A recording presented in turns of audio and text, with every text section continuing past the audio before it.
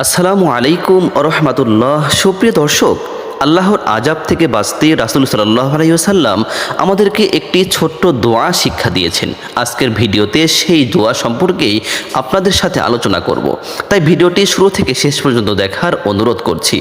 আল্লাহর আজাব থেকে বাঁচতে রাসূলুল্লাহ সাল্লাল্লাহু আলাইহি ওয়াসাল্লাম নিয়মিত ছোট্ট একটি দোয়া পড়তেন।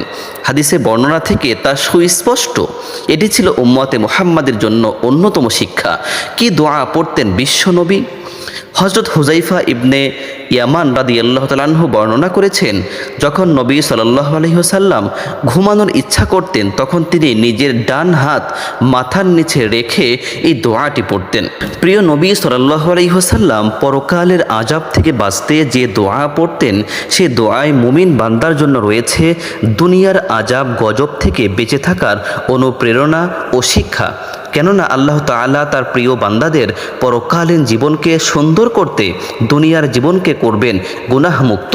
আর গুনাহমুক্ত জীবনের অধিকারী ব্যক্তিকে আল্লাহ কখনোই আযাব গজবের সম্মুখীন করবেন না, বরং দেবেন যথাযথ নিরাপত্তা। এটা মহান আল্লাহ তাআলার ঘোষণা। সুতরাং মুমিন মুসলমানের উচিত দিনের কোনো এক সময় এই দোয়াটি পড়ার সুযোগ না পেলেও অন্তত ঘুমানোর সময় হাদিসের বর্ণনা মোতাবেক ডান হাত মাথার নিচে রেখে এই দোয়াটি বেশি বেশি পড়া।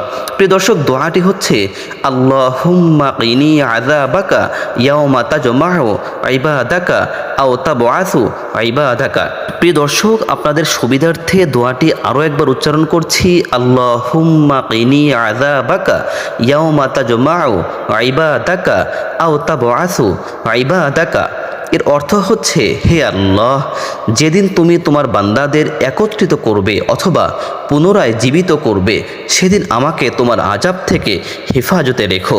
মহান আল্লাহ তাআলা মুসলিম উম্মাহকে দুনিয়া ও পরকালের আযাব ও গজব থেকে মুক্তি পেতে হাদিসে উল্লেখিত দোয়াটি বেশি বেশি পড়ার তৌফিক দান করুন।